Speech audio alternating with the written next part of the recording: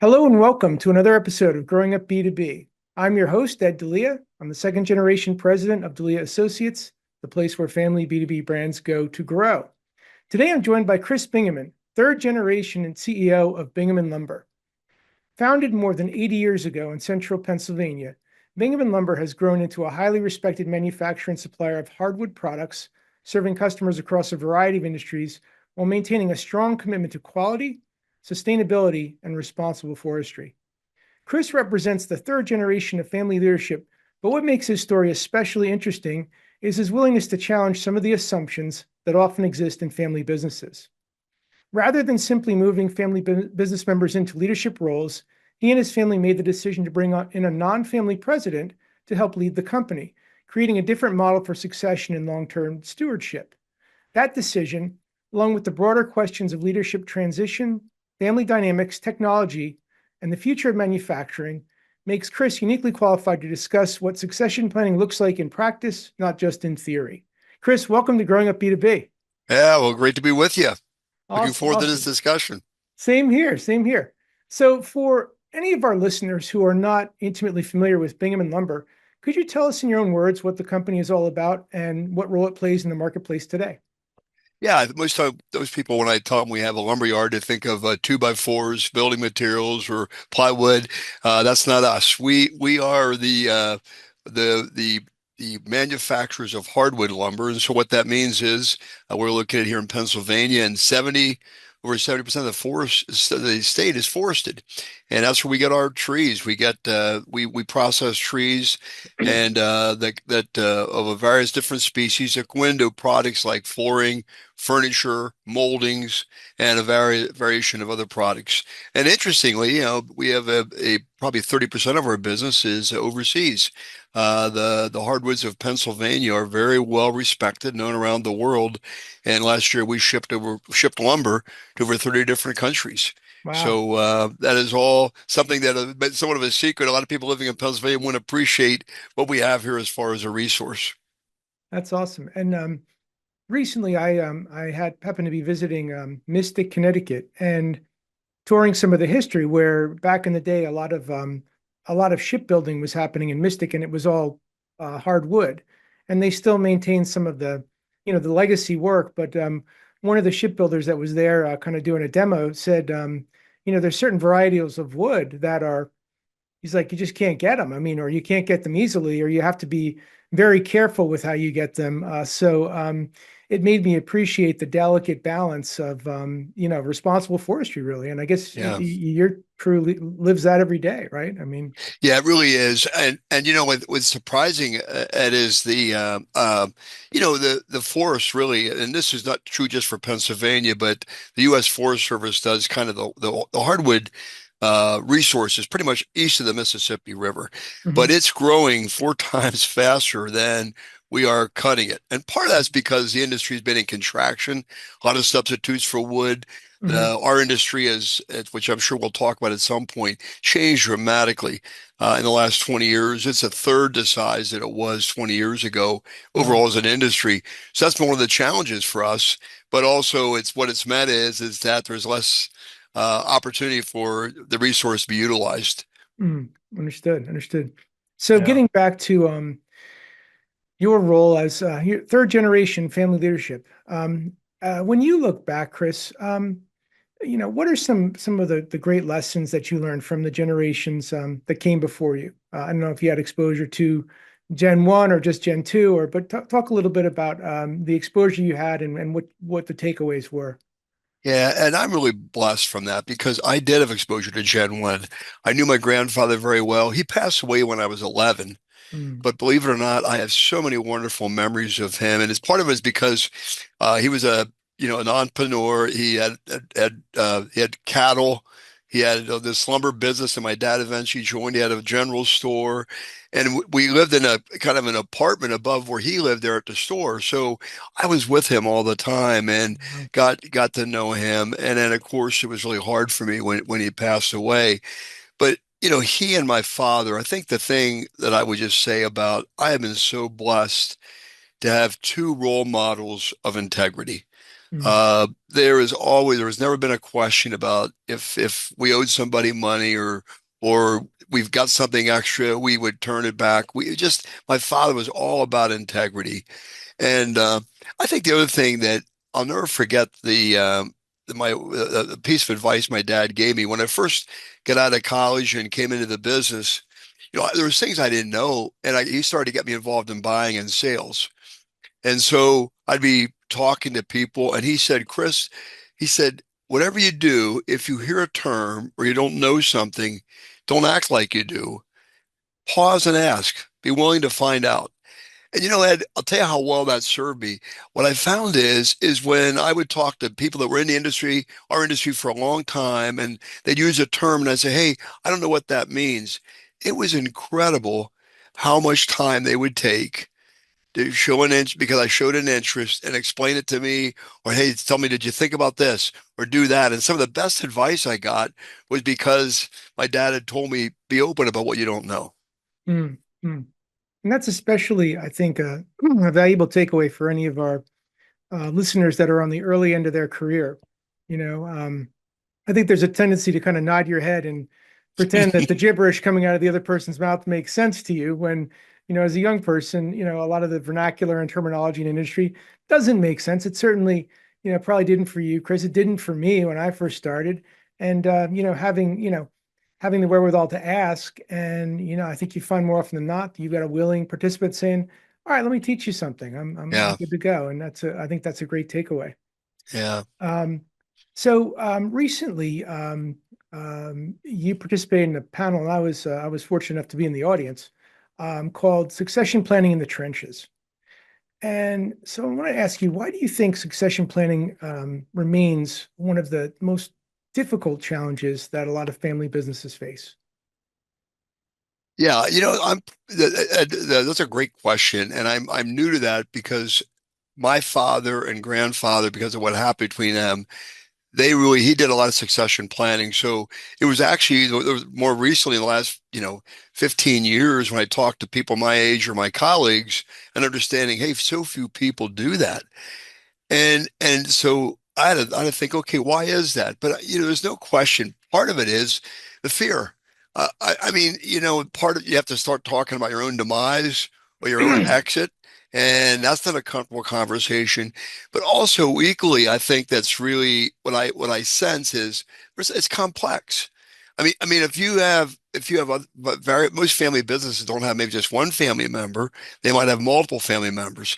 Well, how am I going to work that out? Or I have a family member but also have other children. What am I going to do with that?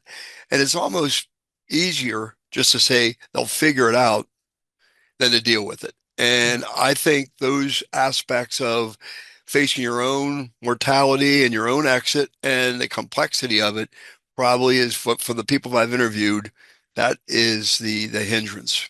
Yeah, yeah. And sometimes it takes, a wake-up call. And the wake-up call doesn't always have to be a health scare. I think sometimes it is, and sometimes, hopefully, it's not too late when it is. But I know for me, when I first started having the conversation, it was actually at a recent college reunion. And Hmm. it wasn't just seeing everybody there, Chris. It was actually there was a board up on the wall for my class about the dear departed, and there were 20 individuals. Oh, And we're at a wow. 30-year. So, and I'm standing there looking at it, and these are young men and women I knew who were gone. And I'm like, yeah, we're hitting that age where stuff happens. So, Yeah. I kind of came back Uh, and said, okay, it's time. We need to lay down some plans. yeah. But had it not been for that experience, Chris, I don't know that I would have put that in motion. Yeah. So, Uh, I think it's a good takeaway is that, don't wait, because if you wait and you hit when it's too late, you can't go back in time. So, yeah. Yeah. Well, that's right. I think the other thing, Ed, that I feel pretty strongly about is that um, if you've built something, have something that is valuable and other people's lives are depending on it, then be a steward of what you've been given. And part of that is thinking, how can I take this and hand it off? I'm caring for the other people and caring for family members. My dad, I mean, we'd have family meetings and I have four sisters. And I had brother-in-laws in the business, but he definitely wanted the business to come to me. And that's another story in itself. I'm sure we'll touch on it, but he communicated that. And so he did a wonderful favor for me that that as he exited the business, there was no question about, okay, what was going to happen? How was it going Mhm. to unfold? Mhm. And it was just it was a gift to, I think, the organization and a gift to me and our family. Mm. That's great, and certainly sounds like and sadly, you didn't have your grandpa around as much as I'm sure you would have liked, but Yeah, nonetheless, he imparted something on you, as did his son, as did your dad. yeah. It starts with strong, and it's clearly you bucked the trend because a lot of people say it's the third gen that messes everything up. So, Yeah, I heard that. I heard that quite a bit. although Chris, honestly, I don't put a lot of stock in that because, by the time you get around to the third gen, I think, third gens are wise to that and they know. So I think you're especially more vigilant to make Uh, sure everything goes really well. So I think we're seeing a reversal of that anecdotal trend. Um, another board, you serve on a board, a multi-generational family business. And you were telling me before this program that you were in the process of selecting the next president. And if I understand it correctly, there were several family members of this organization that were interested in the role, including one who wasn't currently involved in the business. And ultimately, that's the individual who was selected to lead the company. I thought that was a very interesting chain of events. And you don't have to name names or specifics, but talk for a moment about what did that experience teach you about succession or objectivity and really choosing the right leader over the expected leader? Because that was a very interesting scenario. yeah, yeah. Well, just to add a little bit to that, serving on that board has been a wonderful experience for me, and that experience in itself really was just valuable for me. And that was probably, I'm going to say maybe 10 years ago, but it was a strong family, had a lot of family members in it. It was looking for the third generation. And they really came to the outside board. There was myself and three other outside members. And they Hmm. said, we really like you to select the next president, and we prefer it to be a family member. And in the meantime, they had also had some family business counseling, and that particular counselor really counseled us. Hey, I don't think you have a family member ready. I think you should go outside. I think that's where the organization is headed. So we had two voices, Mm. speaking to us there. We knew the family desired this, and we knew this outside counselor was looking at it saying, I don't think there's anyone that's ready. So we had four candidates, and the one thing I learned is what the value of profiling, which I use heavily now here in our company, and that might sound negative. It is not. It's just understanding somebody's strengths and weaknesses, and I knew some of the family members already, three of them were already working in the business, so I knew them. When they Hmm. got profiled, I couldn't believe how well the profile identified their strengths, their weaknesses, and helped understand how they were wired. And so that was a learning experience out of it. And you're right, we came down to the conclusion that we thought that if a family member who was not in the business was working for a basically a public company Mm. outside the business had the skills. And we went back to the family, and our recommendation is that we should bring him into the business. And we had a couple of projects that the company was involved with. We said, we think he should be given leadership in a couple projects and see how he does, see how the family fits in and everything, and then we can determine and we can stage it and then ensure that that would be the right move. And it absolutely was. The company, I just will say this, he's probably been the president now for 8 years. He's doing marvelous. They've got they've got a lot of family members, fourth generation family members that are in the business. It's a very unique company. And even the family members who were were passed over for president are still working there, and they are fully supporting this guy. Wow. So it's a very unique success story, and one that I really admire as their organization, and I learned a lot through the process. That's awesome.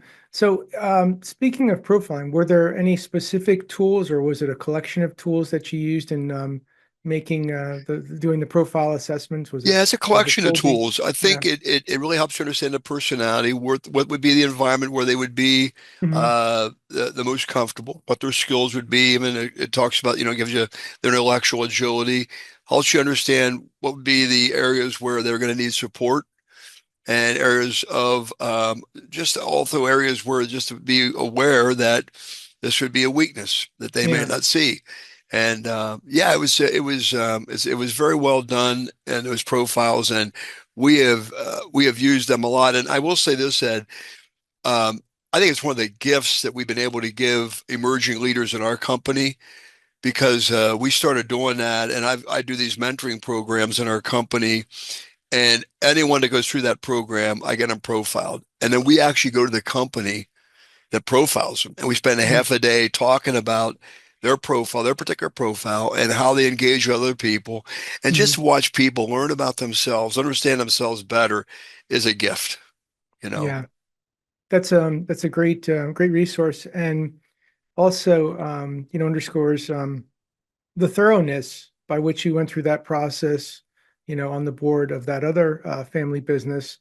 And I appreciate you sharing some detail because, uh, you know, it's not as though you just said, okay, here's the role, have at it.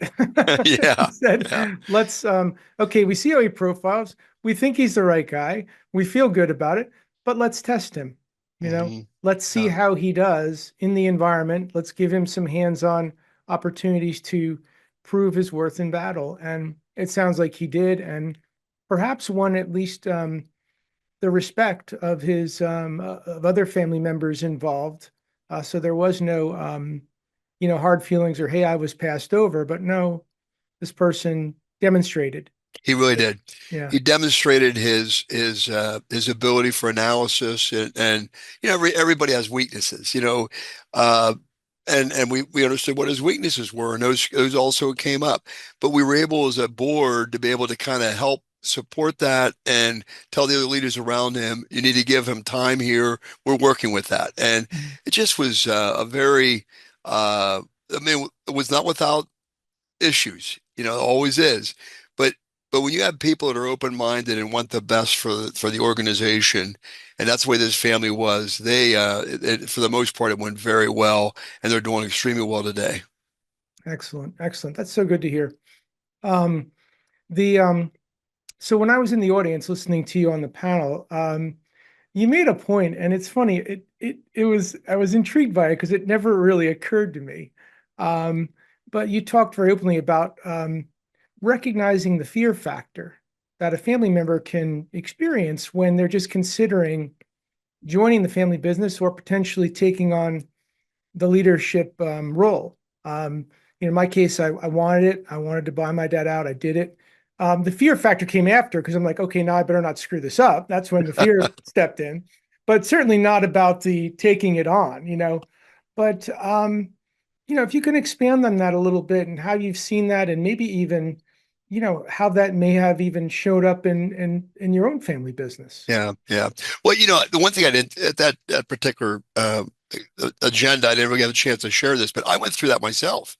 Uh, there was a period of time, I don't know if I mentioned it, but I went through a really serious cancer diagnosis when I was 34 years old. Oh my. I was given a year and a half to live. I had a cancer called multiple myeloma, and by God's grace, I went through a bone marrow transplant from my sister, and it saved my life. And then so I'm early 40s now. I'm back in the business, and the business, went well while I was away and all that. And I'm thinking, business is changing. I'm thinking, man, I had started to have this fear factor, and it didn't. Honestly, it was. I've had to do a lot of apologizing to people in the organization later on because that fear made me more of a leader that had very short patience with the Mhm. people that didn't perform, and just a period of growth I needed in my life and as a Mhm. leader. But it was when I really got to the essence of why I was critical of everybody and putting hams down, and it was just because I was fearful myself that I was going to screw the family business up. Mhm. And interestingly, as much as I went through that and figured out myself, I had four daughters, and we're in a pretty male-dominated industry. Mhm. And I just wanted our four daughters to feel like if there was an entry into the business, or there would be places for them in the business to use their skills if they'd ever want to come in. Obviously, not saying you're going to be president someday, that could happen, but and so I always tried to let them know what was going on, bring them here. They worked here, someone worked here during the summer. Just did whatever I could to encourage them to keep thinking about the family business. It wasn't until I actually got a family business group from the outside to interview my daughters because I wanted somebody from the outside that they could Mhm. talk to and communicate with about this, that it came up to say, well, I'd sooner go somewhere else and do my own thing than the fear would be is that I would come in and maybe disappoint my grandpa or my dad, or the business would fail, or I wouldn't live up to what they thought. And that whole aspect just was a factor that was part of their decision. And it made Mhm. sense to me. Wow. Wow. That's awesome. That's awesome. And as you're talking, I'm thinking too, I also consulted an independent group from the outside as my dad and I were going through the transition. And they were very, very helpful. I think sometimes having that third party, Yeah. helps because they can be somewhat unbiased. It pulls any of the emotional aspects out of the equation, and they can exercise good outside visibility and judgment and help navigate those. So yeah, there's definitely a time and a place to bring some outside voices in to say, all right, help us get there, wherever there might Yeah. be. Yeah. That, by the way, and I've used an outside party. Now I have son-in-laws and to stay engaged with the family because, just to say, and what I've found is he's been able to help them even in their own careers, even though it hasn't maybe been in our business. Hmm. So I really have appreciated the fact that he got to know them and got to know them as they got married and were able to continue to play that role as being an advocate for them. That's awesome. That's great. Yeah. Um, So bringing it back to Bingaman for a minute, you made the decision to bring in a non-family president and transition yourself to the CEO role. So walk us through that, through your own business, where you said, okay, I'm bringing in somebody, they're not family, but this is the path we're going to take, and how you came to that. Yeah. Well, I think part of it was as we went through the process we just discussed with my daughters. Hmm. Um, And all along we kept saying, "Hey, that doesn't mean they're going to be president." But we were saying, "Is there somewhere? What should we looking? Do we groom them? How do we go about this?"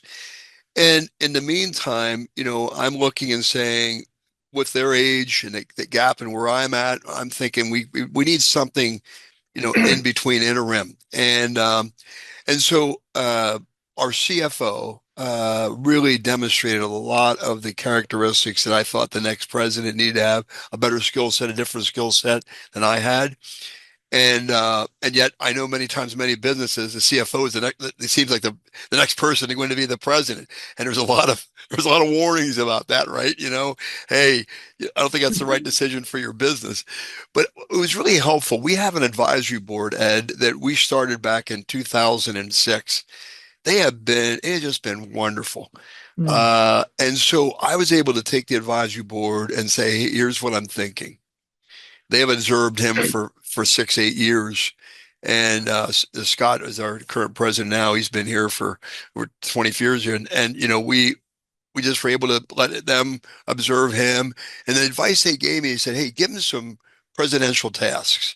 So I'd give him some stuff for strategic plan. I gave him some stuff for cost setting, and he just really developed and shined in that. And so having the advisory board support this transition really was helpful in the aspect of feeling like it wasn't just I was what I was seeing, but what they were, someone from the outside and knew as well was seeing as well. Mm. So that gave me great confidence when we made the call. That's cool. That's great. And so, we I've seen that before. We've covered that a bit on the show. We've sometimes covered the person that is in the role of the non-family member coming in as president or CEO. And, sometimes I think there's a perception that bringing in an outside leader can feel risky. you know. So, talk about as you went through that process, were there any concerns that you had, or maybe that your advisory board had about moving in that direction? Were there any people that were, pointing out potential blind spots or areas of concern as you were starting to move down that path? Yeah, there were, but both of the advisory board and even I have some peers in our company that are my age and would, well, in fact, one of them is retired and one will be retiring this year.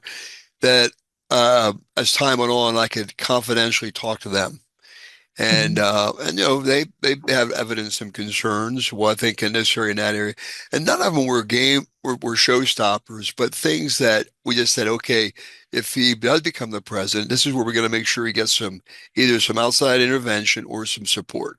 Mhm. Um, but what the main thing that I realized, Ed, was, our business, and I guess every business is changing all the time. And he had a skill set that I really believe the next president needed to have. And while he was a CFO, more than that, he was great with analysis. I mean, when we hired him, we thought we kind of needed someone that was going to be a CFO in terms of an accountant. But what he turned out to be, he turned me a lot more in costing and analysis, and the information he was able to gather and help make business decisions and look at information and systems, say, here's what we need to do to make sure that's profitable and all that. That's what I saw in him, and that's the kind of precision in analysis. I did things pretty sloppily because there was margin. It's not Mhm. that anymore. And so that's what I saw in him and his ability to do that. And then, I mean, the most important point, I guess I didn't mention, is he fully aligned with our values. Mhm. That was critical. I mean, that's where it starts. So that was not the issue. Once we knew that, he's been here long enough to know he fully aligned that way. It's more a matter that he have the skill set to take to the next generation or Mhm. in the business. That's cool. And I think it was advantageous that he had already been operating in the business for some Oh, time. very So much it so. was, you had the opportunity to see, the good, the bad, and the ugly and all sides Yeah. of the individual and come at it with a more informed lens. Yeah. So now that you're several years in, what's been most surprising about having this gentleman, a non-family president, run the day to day? That's a good question. Probably how well it's going. Okay, Yeah, I mean, that's good. yeah, yeah, I will say that. There was when I first announced it, there was this transition, and we kept thinking, okay, what does that look like? And I meant that means you'll be running these meetings now, not me. And has there been bleed over? Has there been areas where I've meddled where I shouldn't have? Certainly, but we talk about them, Mhm. and the board will help us to decide some of that. And it's just, I think I said to you at one point, Ed, he must increase, I must decrease, and it's really true. And part of that is visibility, but also part of that is where people know he's the go-to person. And I got to tell you this, probably I don't know what it was, 6 months ago, I'm in one of our leadership meetings, Mhm. and we're talking about Scott traveling. This is our president traveling to one of our other locations. We have 5 locations in Pennsylvania. Traveling one of the locations, and our HR director said, "Well, I'm really looking forward to traveling with Scott because I want some of that FaceTime with him." Mhm. Well, that's the kind of thing that used to ask for FaceTime with me. And so part of me thought, oh, it's like that Scott's the guy. But you know what? The more I thought of that, that's exactly what I want. Where now the things that people have, they need some direction, they want some FaceTime with him. That's the right move. Mm.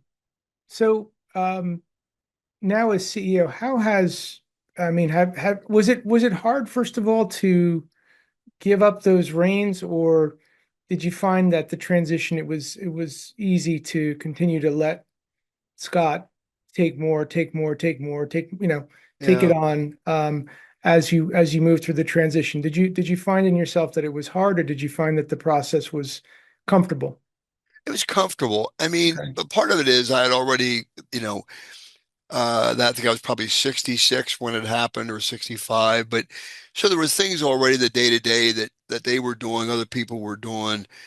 Some of the transitions that I had planned for leaders who were leaving or my age were already in place. So there was already some of that was taking place. Um, and Scott knew this for I think I'm not sure, probably at least a year and a half that he knew, hey, this is the one other role we have for you with the advisory board. We talked about it, let him know. So it wasn't like when it actually happened that there already wasn't some things that already have occurred. It just was been Mhm. more of a natural thing that's going on. Very comfortable in the way that Excellent. it worked. Excellent. Yeah. That's great. That's great. So, bringing it back to the company, um, you've established a reputation for balancing environmental stewardship, manufacturing excellence, and long-term thinking. Talk about how you balance honoring that traditional craftsmanship that industry is known for, while continuing to be innovative and continuing to innovate. Yeah. Well, one thing I think is important in that equation, Ed, that I don't think I mentioned it before, is one of the I guess I would say the values that I got from my grandfather and particularly my father was how he valued people. And we, we my dad always would say the most important resource we have is the people we have, Mhm. and I couldn't agree with that more. So when we were going through the process of my ownership and what to do and all that, uh, pretty early on, was a decision made that since we didn't have a clear succession for actually buying the business, that we would consider an ESOP. So we sold over a period of time, and we did this over probably about a 10-year period between some of my dad's ownership. I had an uncle that had some ownership, so my ownership. The employees own 35% of their company now, so we're partial ESOP. Okay. Now, how that fits in with your question is this, that uh, those people that craftsmanship and all the things that they did that helped us build that, the people side of being able to adapt to the new marketplace, and there is an absolutely new marketplace for lumber. Like I said, we've been in contraction, so we've had to remake ourselves. We have had to change about just instead of just doing lumber, now we've added new parts made of wood. We've had to do all kinds of processes with wood, and we have become a little bit more of, I would call it a boutique shop for wood than like we used to be. We were shipping full truckloads of one item to big manufacturers. Mhm. So that could not have happened. That innovation could not have happened had it not been we had an engaged workforce. And it's Mhm. one of the reasons that despite the industry being in contraction, we've been able to maintain the market share. At least we've been able to grow market share and maintain what we have been doing, especially over the last 5 years. That's awesome. That's awesome. And as you're talking, I'm thinking, you most certainly had to make some big bets on supporting that technology with investments in equipment.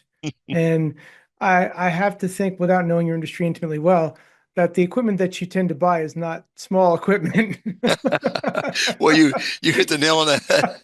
Everything we do is so expensive, and then we have money in standing trees. We have money in lumber being in process. I mean, it takes so much money in this business, and we back in 2021 we made a decision to really do the biggest capital invest we've ever made in our lives. I mean, by double ever made in our lives, and but part of it had to do with an AI component that where it processed lumber and mechanically and took labor out of it. And we put money on it down in 2021, and we did not install it till 2025. So just Wow. last year. But Wow. man, it has been a wonderful thing. It's working well. We have such a wonderful group, two guys who did all the legwork on it for 3 or 4 years, and their prep work and what they did and their vision to make this machine run is just been we just paid off so quickly that we have it up and operational now.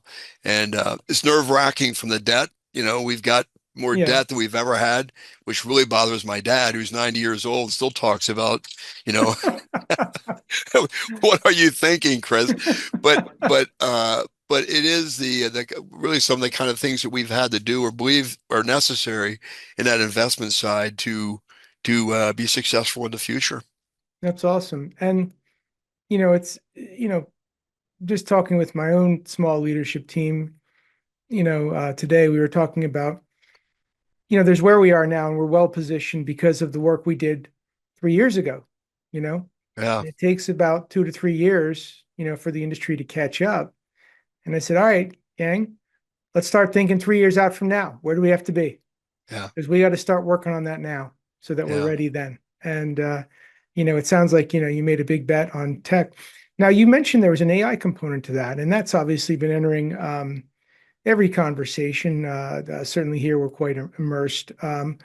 So the new tech you brought, so that's got an AI component as part of that solution. Can you expand on that a bit? Well, yeah, I mean, it's a lumber grading is actually a mathematical equation, and there's a Okay. National Hardwood Lumber Association. It tells how lumber is to be graded, and we did that manually. So we'd train men and women to grade, and they'd be on every board. They'd look at it, and then they'd apply that equation, decide the grade of that lumber, and then that would determine. And then we obviously over time, then you come up with all these proprietary grades. Customers say, "I want that, but not that." In that Yeah. grade, and um, and I don't know how many years ago, 6 or 8 years ago, a company up in Canada started to say they did it in the softwood industry, and then they started tackling the hardwood industry and say we want to do defect recognition, apply that equation through cameras and through all I guess the AI portion would probably be more a matter of how it can be individualized for Hmm. different species or different companies. Hmm. And we watched this as this technology emerged. And when we put money down on 2021, we knew they weren't there yet, but Hmm. they said by the time you guys do install it, we'll be there. And and they were great. But like I was telling you, we had two people that Scott Schaefer and Tyler Shields. They drove this program, and those two guys did so much legwork that even with the AI component to get them information, here's what we want, followed it, and got information in that. That by the time we implemented it, the implementation went much better than I anticipated that it would. So Wow. yeah, Wow. So as you look at AI broadly, where and how, maybe in your industry, we talked about a scenario, but do you see it creating either opportunities or challenges in the greater manufacturing space today? yeah, that's a great question. And I'll tell you, we have our second quarter board meeting next week. And that's on the agenda for the board. Okay, what are some ways that these other guys, the other people on our board are Hmm. implementing AI, how they see it being utilized? I think Hmm. that each company kind of has to figure that out a bit on their own.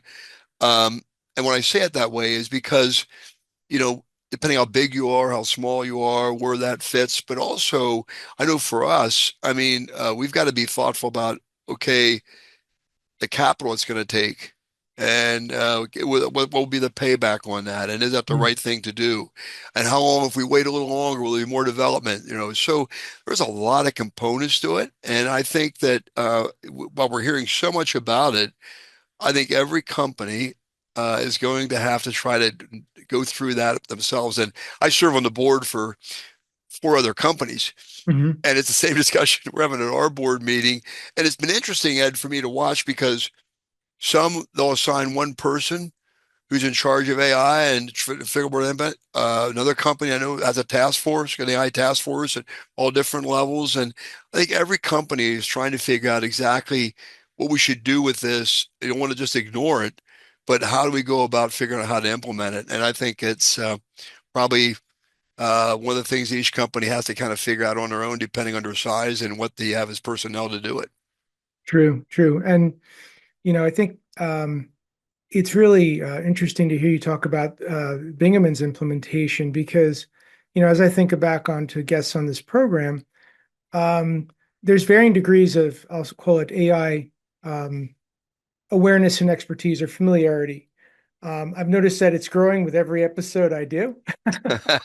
But I can honestly say there's only a handful in the manufacturing space that are truly integrating it into process. You being one of them, a few other guests have referenced true integration. So that's I think certainly you were ahead of the curve when you needed to be, and now you're landing in a good place where I'm sure it's going to represent a competitive advantage for Bingaman. Yeah, Yeah. yeah, Um, yeah, so as I was preparing for our discussion, something stood out in that it seems that as a company, you do a very thoughtful job of telling your story through social media. It seems like you're fairly visible at trade events as well as industry engagement. So, Chris, you could talk about that for a minute. How important has communication of the story and kind of the telling and retelling of the Bingaman Lumber story been in terms of attracting customers, employees, and maybe even future talent and leaders? yeah. Well, honestly, that's where I've really transferred a lot of that decision making to people that are here Hmm. that are more immersed in the culture and know what works. Hmm. And I'll just start off with advertising. I mean, we used to do print and all of a sudden, we realized, hey, it's that's not capturing our audience, and this is how people make decisions anymore. And so, I found, frankly, found some of the youngest people we have in our sales group and said, okay, what should we be doing? And they work. There's where we rely a lot on our basically our ad partners, Hmm. media partners to really help us with that and try different things. But on the social media side, we have a person here that she does a great job with just posting, letting things know. And there's no question. I mean, we see it whether it's first off with things we find in the community, people that would come to us through the community for different things, or also, I mean, in the product, people will contact our salespeople, say, I saw this on social Hmm. media. But the other part of it is, just even we're getting employees. They follow that, other people looking for careers. And so, we post something about a job availability or whatever, and it's surprising how somebody be on social media that came up. So it's just a whole new means of being able to communicate that's really, I think, important utilization of is every way we Hmm. can.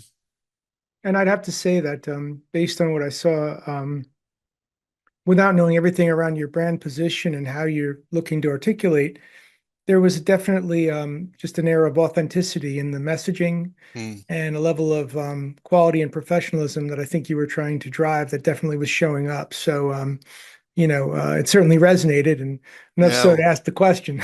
Well, thank you. That's a very nice of you to affirm that, and I totally give the that credit to the people that are here because besides just the messaging, we want it to be authentic, Mhm. and we do not want to present ourselves as something that we're not.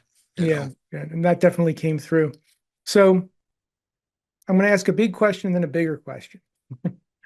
So the big question is, if you look out 5 years from now, where do you hope Bingaman Lumber will be? What would be some things you'd like to see at the business? What's happening in the business to say, hey, we're on a great track here on a 5 year outlook? Yeah. I would really, 5 years from now, I really would hope that there'll be a continued development of the things that we're doing right now, and it will be um, immersed in the I would say the worldwide market, kind of like we are, but in a successful way that we are making products that really are have really created partnerships with customers. Mhm. And what I mean by that is I think that's the biggest thing that we've tried to do is find out, okay, what is it you're making? What are the problems in your raw material supply for that? And what can we do to find a solution? I'm hoping that we'll continue to be able to find more and more of those partnerships. That's been the strength that has carried us in the last 5 years, I think. And I think that's going to be the future for our industry. And Hmm. so that's what I hope. I just would hope that 5 years from now, if I come in here, I'm understanding more programs that we're working and really tied strategically as a strategic partner with more customers. Nice, nice. And here's the bigger question. Looking 5 years out, where will Chris Bingaman be? Well, I honestly, Ed, when I was diagnosed with cancer, I never dreamed I'd live to be 68, so here I am. Yeah. If Lord gives me life till I'm 73, 5 years from now, I would like to be still coming into the business 4 days a week. That's kind of what I've been doing now. Though, part of that he must increase, I must Yes. decrease. I'm doing 4 days a week. Just started that this year, but still, I can come in and I have a lot of relationships in the business, customers and suppliers, that I can still play a role and enjoy, be here when they're here, make sure that we have the values are being held. They need some mentoring. I can still be doing some mentoring about what's important going Mhm. forward and be the main cheerleader. Yeah. Yeah. That's, I would love that and be able to come in here and just watch the thing hum and know that we got people doing what being stewards of what we've been given and being successful and creating jobs and supporting lives. That's awesome. And so I actually had the pleasure of having my own brother who was an employee here and also had the pleasure of running family businesses and then eventually his own, which he exited very successfully. Hmm. And he said, when you get the right people on board and you put them in the right roles, he says the business just kind of takes off on its own after a while, Yeah. and then it's really, the CEO role becomes more about guiding, guiding that energy than the doing. And it sounds like that's kind of where, you know, you're looking to be is to really just guiding it and Yeah. supporting it and giving it help when it needs it, but ultimately being Yeah. more of a mentor and a coach Yeah. than a player on the team. So Yeah. That's right. yeah, That's right. No, awesome. that's it. Um, and I often would say as I'm an oops baby. I'm the youngest by 10 years. So I often say I'm happy to be here, but hearing your story, Chris, and the scare that you had and the prognosis you had, I'm definitely happy that you're here, sir. Yeah. Yeah. Thank you. So Well, I just feel it, during the time, I'll just elaborate on it just for a minute. I was 34 and had four daughters, and one who the oldest was 9, and the youngest was 6 months. So you can imagine the difficulty of thinking, okay, do I have a year and a, they gave me a year and a half to 2 years to live, and I ended up going for treatment down in Arkansas, so I was away a lot. My wife was with me the whole time, but we just had a community of people that supported us. But and one of the gifts of that is birthdays were still celebrations. I mean, mhm, getting old has its issues. I mean, and I'm watching my mom and dad who are both 90 and see the struggles, and there's no panacea when it comes to getting older, I guess. But on the same hand, it does just change the equation of the way you look at life and look at mhm, birthdays and even your own mortality. And I think mhm, that might have been one of the drivers of me thinking all along of how can I make sure that we can sustain this. What's the mhm. best way to sustain it? How do we go about that process? And uh, and that's what kind of led us to where we are Yeah, today. wonderful. Well, I feel like I could talk to you for hours, if not days, Chris. But Yeah. I'm gonna hit you with the last question. If any of our listeners wanted to connect with you to learn more about you or learn more about Bingaman Lumber, what's the best way to do that?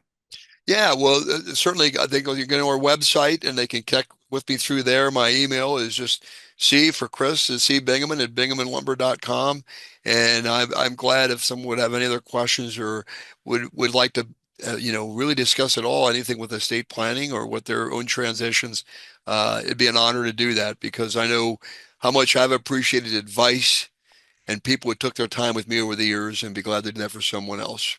Wow, thank you so much. I appreciate that. So, just to wrap up now, what stands out most, Chris, is really the distinction between ownership and leadership. And many family businesses spend years discussing succession, but few are willing to sometimes make the difficult decisions required to position the business for long-term success, even when those decisions challenge the norms or traditional expectations, and even when they involve bringing in somebody that's not part of the family. So, Chris, your willingness to talk and think differently about leadership, stewardship, and the future of the company, offers so many important lessons about really for family businesses of every size to consider and to dwell upon. So, thank you so much for sharing your perspectives and your experiences and candidly sharing your own story and your own journey. Again, folks, we've been speaking with Chris Bingaman, third generation CEO of Bingaman Lumber, and I'm your host, Ed Delia. And this has been another episode of Growing Up B2B. Thank you so much for listening, and we'll see you next time. Chris, thank you so much for joining us today. My pleasure. Hey, thanks so much for tuning in to Growing Up B2B. To explore more episodes and insights, visit podcast.delianet.com. And if you've enjoyed this episode, please give us a rating or review on your podcast platform of choice. Having worked with hundreds of family-led businesses across my career, And being a second generation leader myself, I'm on a mission to help every family business I meet achieve next level growth for their organization. So feel free also to connect with me on LinkedIn and let's support each other. You can also find out more about my company at delianet.com. Again, I'm your host, Ed Delia, and thanks so much for joining us today. Take care.